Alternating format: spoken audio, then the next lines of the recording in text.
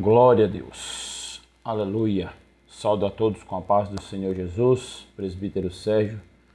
Estamos agora na terceira lição. Gratidão a Deus pela oportunidade, pelo privilégio de estarmos aprendendo da palavra do Senhor. Nesse quarto trimestre, irmãos, como nós já falamos, estamos tratando sobre a justiça divina, a preparação do povo de Deus para os últimos dias. Ezequiel. Glória. E hoje, lição de número 3. Falamos na lição de número 1 sobre o profeta Ezequiel. Lição de número 2, vem o fim. E lição de número 3, a qual abordaremos hoje, que nós temos por título As Abominações do Templo. Aleluia. Estamos, diante de um tema muito glorioso, diante de uma lição a qual nós temos aprendido grandiosamente. Deus, ele condena severamente o pecado de idolatria. Isto nós precisamos deixar claro já de início. O que nós vamos tratar dentro desta lição, dentro desse tema, dessa terceira aula, ele exige do seu povo uma fidelidade e santidade na lição de hoje. É o que nós vamos ver, que Deus ele exige da igreja, Deus ele sempre exigiu do povo de Israel fidelidade e santidade. E nós vamos ver que o povo de Israel de tantas coisas que passou, mas mesmo assim ainda estava desobedecendo a Deus e agora com uma forma de idolatria terrível, O povo de Israel estava com uma visão tão deturbada, longe de Deus, que eles não tinham medo de cometer as piores abominações. O povo de Israel, quando nós olhamos para esse contexto, para o livro de Ezequiel, queridos amados, o povo de Israel estava tão deturbado, com a mente tão deturbada, com seus pensamentos tão deturbados, que para eles não significava mais nada, para eles não estavam mais nem aí, estavam fazendo as piores formas de abominações que poderiam fazer contra Deus. E Deus ele não permite, Deus ele pune severamente, Esta é a razão pela qual o Senhor permitiu o exílio de Judá e Jerusalém na Babilônia. Por fim, em cada ponto importante dessa lição que nós vamos aprender, nós vamos ver as aplicações que elas traz para nós nos dias de hoje. O texto áureo da lição diz assim: E disse-me, filho do homem, vês tu o que estão fazendo? As grandes abominações que a casa de Israel faz aqui, para que me afaste do meu santuário, mas verás ainda maiores abominações. Ezequiel 8, versículo 8. O que Deus está falando nesta visão para Ezequiel? Primeiro, que era uma visão que Deus dá a Ezequiel, Deus vê, mas não era uma visão escondida. Não, Deus estava vendo tudo, Não era uma coisa que iria acontecer, já estava acontecendo. Deus mostra para Ezequiel não aquilo que iria acontecer, mas o que estava acontecendo com o povo dele. A abominação, Grandes abominações que a casa de Israel faz aqui, para que me afaste do meu santuário. Sabe o que nós entendemos aqui, nesse texto áureo? É o povo de Israel fazendo assim, colocando tudo que é de ruim, toda idolatria, todo pecado, e falando assim, eu não te quero mais, Deus, afasta daqui. Não está vendo que agora nós estamos de outro lado, É a mesma coisa de você pegar um casal, um cônjuge, você tem seu cônjuge e daqui a pouco você arruma outra lá fora, ou outro lá fora, e começa a mostrar para ele, para o seu ex, pode ir, tchau, não tem mais espaço aqui para você, aqui não cabe mais o Senhor. O povo de Israel estava fazendo desse jeito, aqui não cabe mais o Senhor não, aqui agora é dessa maneira, nós não estamos mais nem aí, a idolatria tomou conta, o pecado tomou conta, as abominações do templo eram terríveis, eram terríveis, as grandes abominações, pecados detestáveis, que era a idolatria. E o que é a idolatria? Esse termo refere-se à adoração ou veneração a ídolos ou imagens quando usam em seu sentido primário. Porém, em um sentido mais amplo, pode indicar a veneração ou adoração a qualquer objeto, pessoa, instituição, ambição ou qualquer outra coisa que tome o lugar de Deus ou que lhe diminua a honra que lhe é dada. O que o povo estava fazendo, o pecado da idolatria, eles estavam adorando outras coisas, outros tipos, né, de adoração e que ia contra a palavra de Deus. O povo não aprendeu com a lição de estar no cativeiro por causa do seu pecado e agora continuando ali, pecando, né? E o que é que a Bíblia diz sobre a idolatria? A idolatria é taxativamente condenada nas Escrituras, Êxodo 20, versículo 3, versículo 1, 1 Coríntios 6, do 9 ao 10. A Bíblia descreve a prática idólatra como as piores adjetivos possíveis de abominação, Deuteronômio 7, 25. E odiosa para Deus, Deuteronômio 16, 22, e contaminadora, Ezequiel capítulo 20, versículo 7. Então, diante de Deus, a idolatria é um dos piores, né? Uma das piores abominações que se tem hoje.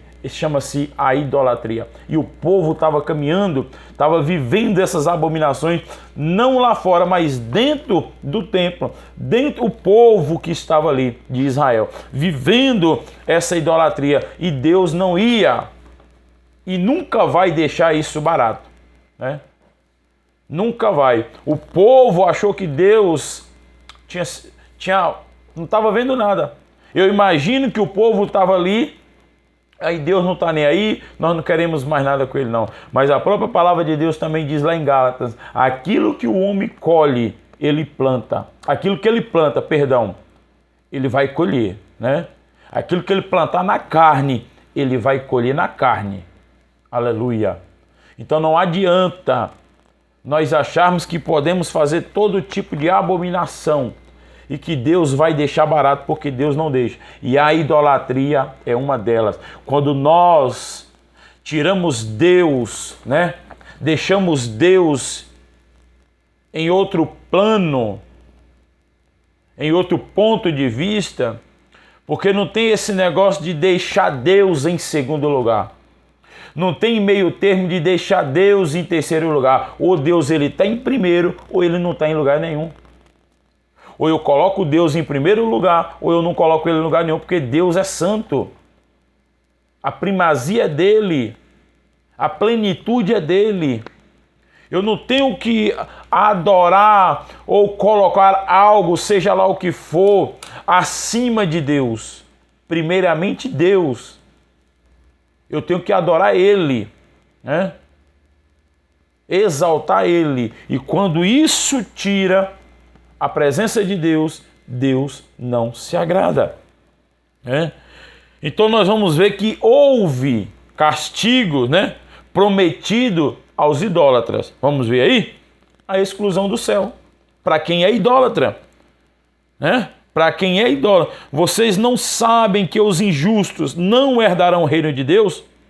Não se engane, aqueles que se envolvem em imoralidade sexual, adoram ídolos, cometem adultério e entregam a práticas homossexuais, são ladrões, avarentos, bêbados, insultam as pessoas ou exploram os outros, não herdarão o reino de Deus.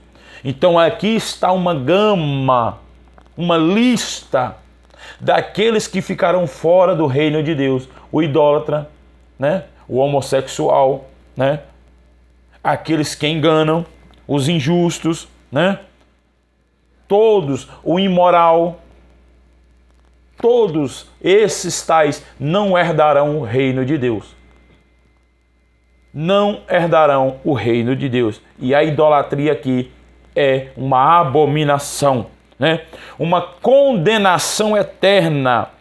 Mas os covardes, os incrédulos, os corruptos, os assassinos, os sexualmente impuros e os que praticam feitiçaria, os adoradores de ídolos e todos os mentirosos estão destinados ao lago de fogo que arde com enxofre. Esta é a segunda morte. Apocalipse 21, versículo 8. Queridos, aleluia. Você que vai estar assistindo essa aula, você que está assistindo essa aula, cuidado. Cuidado, porque Deus não aceita a idolatria. Deus não aceita nenhum tipo de abominação. Deus não aceita nenhum tipo de abominação. Deus, ele não aceita a idolatria. Deus, ele não aceita. Ah, mas eu não adoro imagem. Eu não me posto diante de uma imagem. Mas você adora o teu carro, você idolatra o teu carro, você idolatra o cantor gospel. Deixa eu entrar um pouco aqui, né, dentro da lição, dentro da idolatria. Você idolatra o profeta, você idolatra o homem e esquece que quem faz é Deus, quem opera é Deus. O poder é dele, a honra é dele, a glória é dele, e ele diz claramente: a minha glória eu não divido com ninguém. É Deus quem está dizendo, a sua glória ele não divide com homem nenhum. Então não se deixe enganar com a abominação, com o pecado da idolatria. Deus está dizendo por meio de Isaías que ele não mudou e permanece o mesmo. Isaías 59, versículo 1 e 3. Deus está revelando o porquê de seu relacionamento com o seu povo não ser mais o mesmo. Deus está mostrando que o seu povo mudou. Fora eles não há Deus, que decidiram satisfazer. Deus não está alheio ao pecado cometido pelo povo. Uma das consequências provocadas pela impiedade é a ausência das ações benéficas de Deus. Então Deus ele não concorda, Deus ele não aceita esse tipo de abominação, esse tipo de pecado que é a idolatria. Aleluia. Verdade prática. O lugar mais sagrado da terra santa se tornou o centro das abominações. E isso serve como prenúncio da apostasia generalizada do fim dos tempos. O que é apostasia? É o abandono consciente da fé. É quando eu abandono a minha fé em Deus conscientemente. Eu não quero mais, eu não quero saber mais de Deus. Tudo que eu vivi, tudo que eu preguei não tem mais valor nenhum. Eu volto para o outro lado. Eu vou viver outra fase agora. Aquilo que eu vivi até hoje não serve mais nada. A apostasia, o abandono consciente da fé. Uma pessoa que abre mão dos seus princípios. Uma pessoa que abre mão dos seus valores, do seu compromisso com Deus. Aleluia.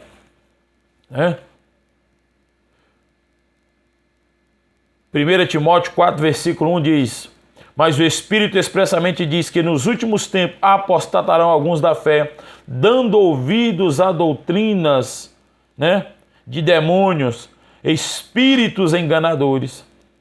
Em palavras bem objetivas, a apostasia é o abandono premeditado da fé cristã.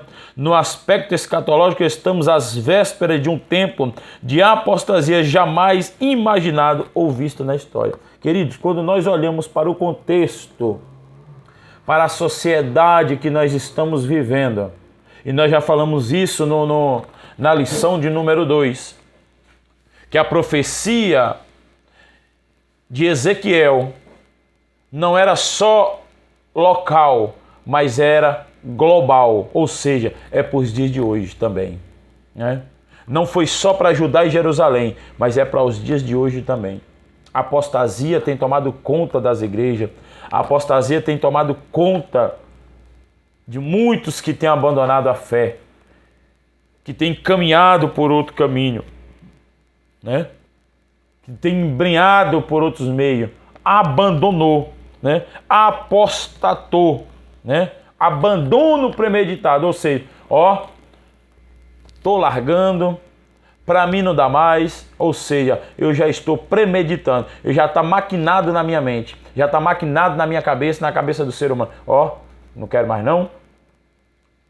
E você quer ver mais? E se ainda vou dar mais uma chance para Deus, se Ele não me tirar dessa, aí é que eu abandono mesmo. Está vivendo uma vida contrária à palavra de Deus e quer que Deus intervenha, quer que Deus haja. E Deus não trabalha dessa maneira, né?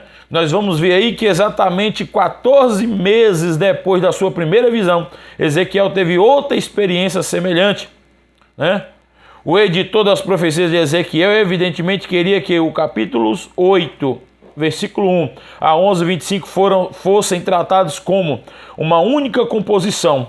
As fronteiras dessa unidade literária são colocadas por uma introdução formal, né? E uma conclusão correspondente, né? Aqui nós temos uma introdução do capítulo 8 do livro de Ezequiel e algumas informações preliminares que são importantes para uma melhor compreensão do texto bíblico. Em primeiro lugar, com respeito ao gênero, os capítulos 8 e 11 são denominados pela palavra particularmente a narrativa de visões de ocorrências que acontecem lá em Jerusalém.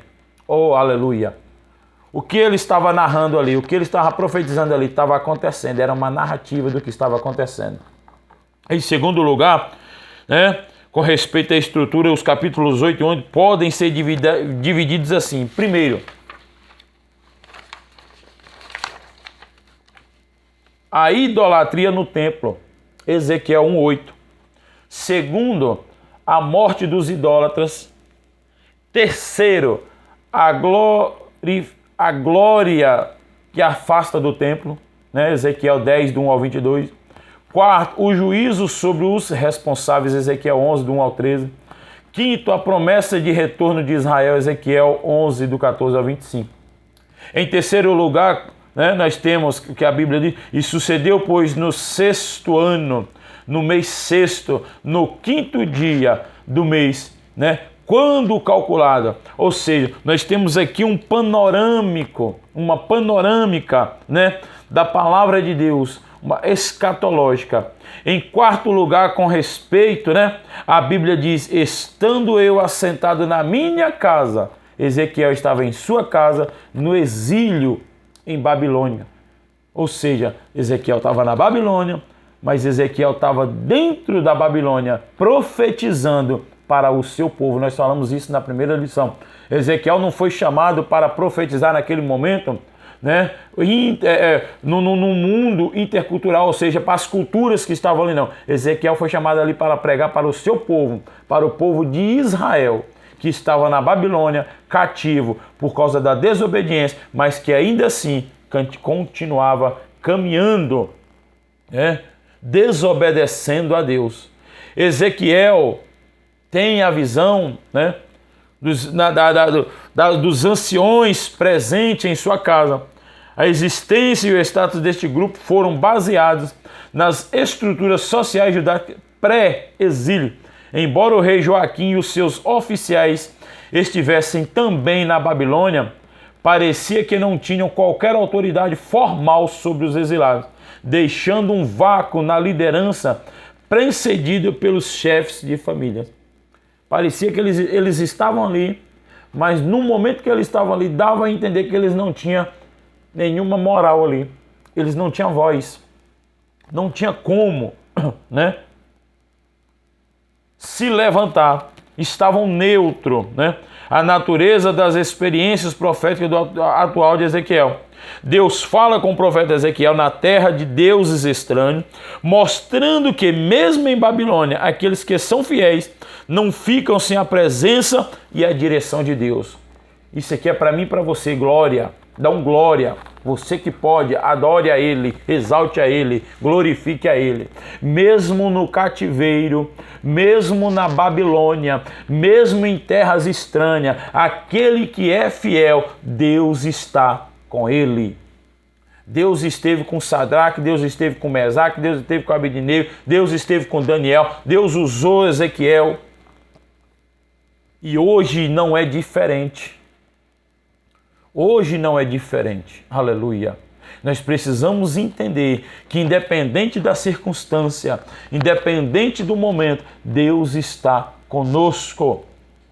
O que nós precisamos é ser fiel à sua palavra, obediente. O versículo 4, primeiro revela a paciência de Deus, mesmo diante de um povo de coração duro. Segundo, revela o seu amor mesmo diante da infidelidade declarada. A vontade de restaurar e ter intimidade com o seu povo era tão grande que, por um tempo, Deus conviveu no templo, mesmo quando os cultos não eram mais voltados para ele. Deus ainda tinha a esperança e Deus sempre acreditou que o seu povo voltaria para ele. Que o seu povo reconheceria, a sua presença, o seu poder. E Deus chama claramente, contra isso, contra essas abominações. Deus levanta o profeta Ezequiel e começa a mostrar para Ezequiel. Vamos ler a leitura bíblica em classe, para nós entendermos. Ezequiel capítulo 8, versículos 5, 6 e 9 e o 12, 14 e 16. E disse-me, filho do homem, levanta agora os teus olhos para o caminho do norte. E levantei os meus olhos para o caminho do norte, e eis que da banda do norte, à porta do altar estava esta imagem de ciúmes à entrada. E disse-me, filho do homem, vês tu o que eles estão fazendo? As grandes abominações que a casa de Israel faz aqui, para que me afaste do meu santuário. Mas verás ainda maiores abominações. Olha, estava, esta imagem de ciúmes à entrada da porta. Ou seja, o povo de Israel queria, como eu falei no início do vídeo, que causar um ciúme a Deus. Nós arrumamos outro. Tchau. Não tem mais espaço aqui não. Não tem mais espaço, Versículo 9.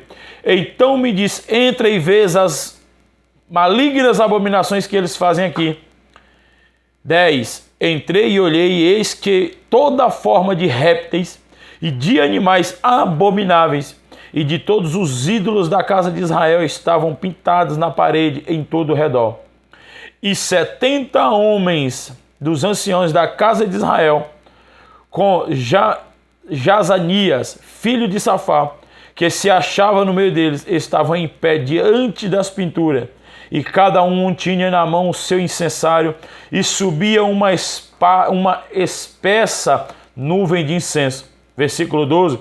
Então me disse, viste, filho do homem, o que os anciãos da casa de Israel fazem nas trevas? Cada um as suas câmeras pintadas de imagem. E eles dizem, o Senhor não nos vê, o Senhor abandonou a terra. E levou-me, versículo 14, à entrada da porta da casa do Senhor. E essa da banda do norte, eis que estavam ali mulheres assentadas, chamando por Tamuz. E levou-me para o átrio interior da casa do Senhor.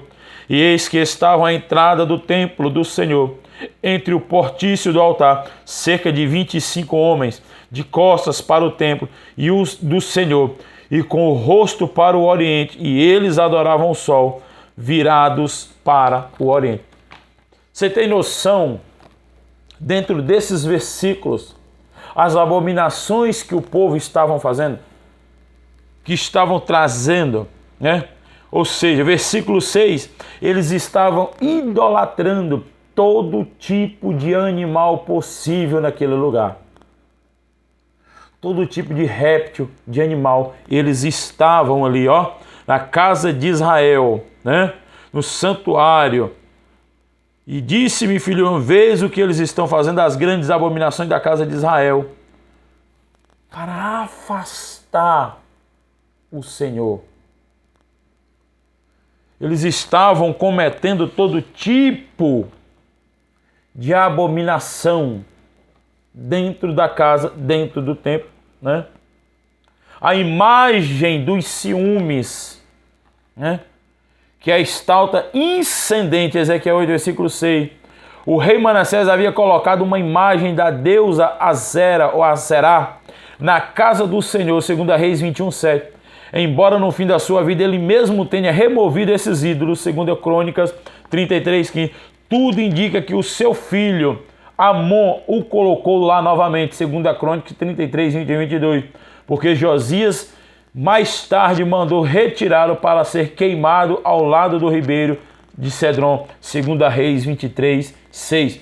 Nos dias de Ezequiel, nós tomamos nota de que o ídolo estava próximo ao altar, no acesso da porta do norte. Essa era uma das portas mais nobres do templo, pois era a entrada usada pelo rei. O rei, quando ia à casa do Senhor para prestar a adoração. Ou seja, eles pegam esse ídolo, né? O ídolo, ciúmes, o termo ciúmes aqui significa zelo por alguma coisa. O ciúme de Deus não pode ser comparado ao ciúme pecaminoso do homem.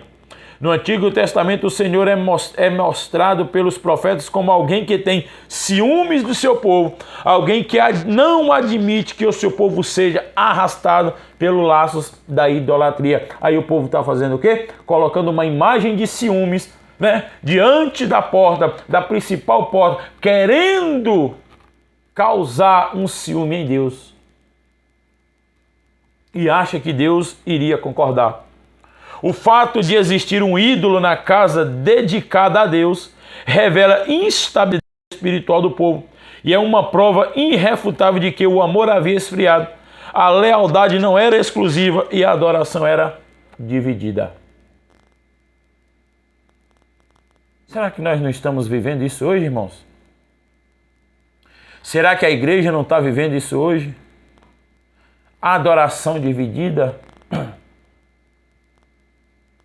A adoração dividida? Será que nós estamos como igreja adorando a Deus verdadeiramente? Idolatrando a Deus, exaltando a Deus, prestando culto a Deus, venerando o verdadeiro Deus? Ou nós estamos dividindo a adoração? Nós estamos dividindo a adoração nos dias de hoje.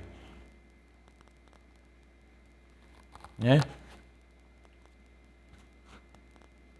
E o texto bíblico diz assim, ó, Deuteronômio 6, versículo 5. Ame o Senhor seu Deus de todo o seu coração, de toda a sua alma e de toda a sua força.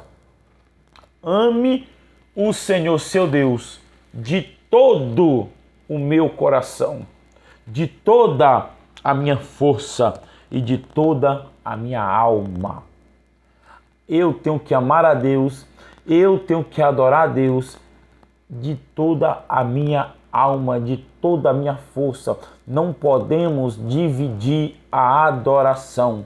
Não se pode adorar a dois senhores, nós já vimos isso, né? Elias deixa claro, ou vocês adoram a Baal, ou vocês adoram a Deus. É questão de decisão, é questão de decidir a quem nós estamos adorando, né? As imagens e o incensário, o culto aos animais, né? Versículo 8, capítulo 8, versículo 7 ao 13. O parágrafo abre com uma fórmula de orientação visionária, de acordo com o qual é instruído a aumentá-lo através de ele entrar numa sala escura. A localidade exata disto não pode ser identificada, né? Mas o que nós vemos, Ezequiel presenciou um momento de devoção aos ídolos praticado por 70 homens, provavelmente autoridades em Israel. Provavelmente autoridades em Israel. Não era qualquer um, não. Não era qualquer um, né? Não era qualquer um que estava ali não adorando, não.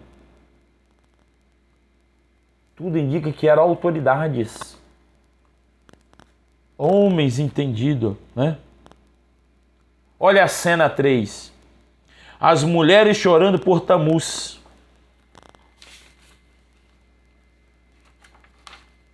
Nós temos aí lá no tópico de número 2, sobre as abominações, a imagem de ciúmes, o culto aos animais, né? Os 70 anciões. E aqui nós entramos no tópico 3, as mulheres adorando a Tamuz. A adoração à natureza. É provável que imediatamente fora do recinto sagrado, à entrada da porta do norte, que estava para o átrio exterior do templo, Ezequiel viu as mulheres chorando a Tamuz. Tamuz era um deus sumário da vegetação, que na mitologia popular morreu e ficou sendo o deus do mundo dos mortos. O culto associado a ele era praticamente um ritual de luto, mas também incorporava ritos de fertilidade. A visão representa uma caricatura intencional do sincretismo religioso judaico. De qualquer modo, Ezequiel observava o povo em Jerusalém, substituindo a adoração vital de Deus vivo por lamentos pelos mortos.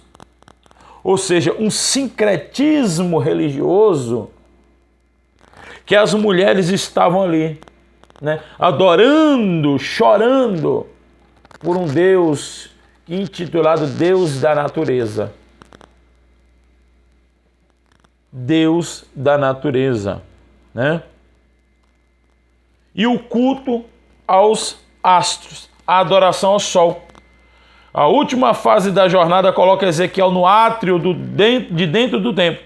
E deste ponto privilegiado, observa-se um drama ritual sendo executado entre o portício do altar. Ezequiel estima que 25 homens, possivelmente sacerdotes, se envolveram neste ritual. Ao virarem suas costas para o templo e sua face para o sol, declararam a rejeição a Deus. Uma vez que, segundo os historiadores, para entrar neste santuário, aonde a glória de Deus estava, eles entravam de frente, para não perder, para não deixar a glória. O que eles estão fazendo agora? Eles estão virando o rosto para o sol. Eles estão virando as costas para a glória de Deus. A glória de Deus não tem mais nenhuma serventia. A glória de Deus não tem mais nenhum valor. E eles começam a adorar o sol. Eles começam a adorar, né? Quando a liderança da igreja se torna corrupta, não há limites ao caos que é semeado na vida da nação. De igual forma, quando a liderança da igreja se corrompe, o povo passa a viver em miséria espiritual. E nenhuma nação, nenhum ídolo, nenhum rei, nenhum exército pode vencer o povo de Deus. A infidelidade do povo trouxe vergonha e opróbrio para a nação. A igreja deve primeiramente se preocupar em se manter fiel e submissa a Deus, pois se Deus é por nós, quem será contra nós? Aleluia. Eu falei em algumas aulas anteriores e volto a repetir. Malaquias capítulo 3, versículo... Me recordo o versículo exato. Mas versículo 6 diz: eu, o Senhor, não mudo. E no final do versículo 17, 18 em diante: então vereis outra vez a diferença dos que servem e dos que não servem. Sabe o que eu quero dizer com isso? É a confiança que o homem tem colocado hoje no homem e não em Deus. Hoje quem vai resolver o problema da nação, quem vai resolver o problema da sociedade, quem vai resolver o problema da igreja é o homem, não é Deus. O povo está dizendo assim, ó, Deus não tem mais poder para resolver nada, mas a palavra dele é clara, que aonde há fidelidade, aonde há submissão, Deus é Deus e ele não deixa se escarnecer. Ele julgará com justiça. Ele julgará com justiça. E se ele é por nós, quem será contra nós, irmãos? Se Deus é pela minha vida, se Deus é pela tua vida, quem vai ser contra, né? Quem pode se levantar? Aleluia. Com a graça de Deus, com a misericórdia dele, verdadeiramente, ele nos guardará de todo mal. Quem nos guarda é o Senhor. Quem faz é ele, quem opera é ele, né? Nós já estamos finalizando. Só precisa nós pegarmos esses pontos de Ezequiel capítulo 8, versículos 5, 6 e 9, versículo 12, 14 e 16. Quando nós vemos as abominações que o povo estava cometendo, fazendo para si, virando as costas para Deus. E aqui fica uma pergunta: como é que está a igreja hoje? Como é que está o povo de Deus hoje?